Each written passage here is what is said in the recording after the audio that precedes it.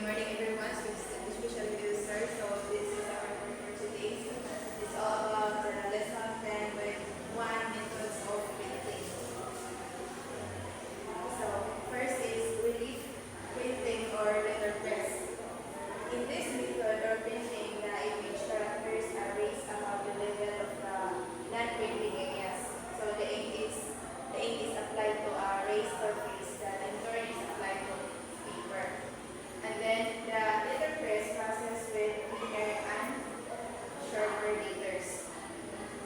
Next is, after the type has been set, the next step is the actual printing, which is made on one of the three principles. So this is first it is the pattern or flatbed press. It opens and closes like a camshaft. It has raised type on one flat surface and cover on another flat surface, and the two are pressed together. Small hand presses are generally hand presses. Second is the cylinder presses. Roll the paper around the cylinder and then across that surface of ink type. So third is rotary presses. Pass the paper between two cylinders, one of which may holds the curved printing plates. Next is letter B, intaglio or gravure printing. So this is there are four types of printing which employ the intaglio principle in an area, which has been cut out or etched. So the types of intaglio, first is gravure. This is cases in which the end is with creases or sunken letters being drawn out under pressure. The process produces high quality reproduction of photographs and have to illustrations, but the letters type reproduced have slightly fuzzy edges. Second type of intaglio is engraving.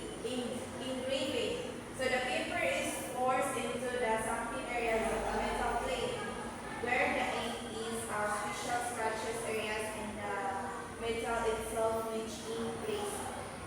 So next is the three type of gravures is planar graphic.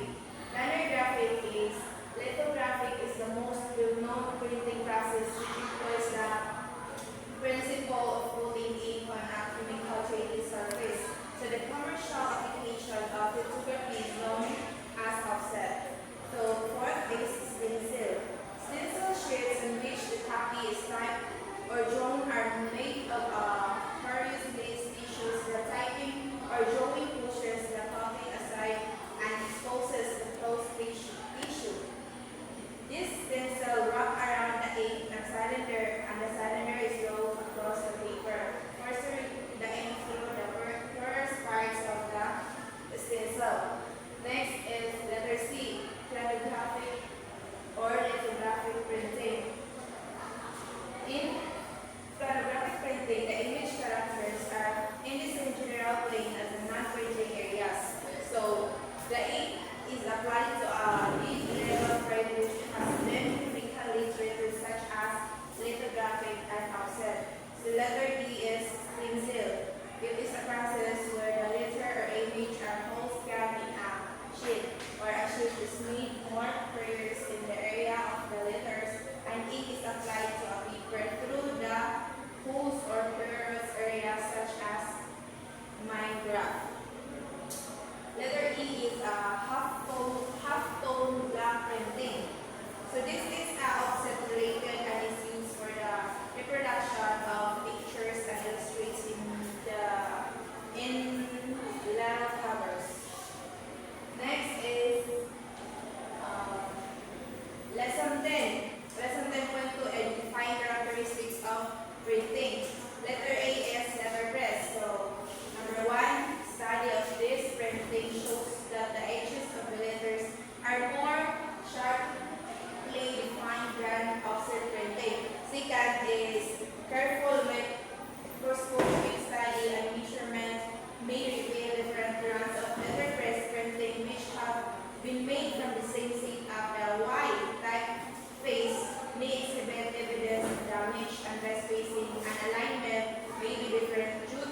feature applied by the frame.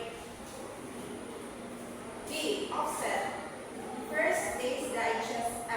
Offset first, the edges of the letters are more irregular than a letter press.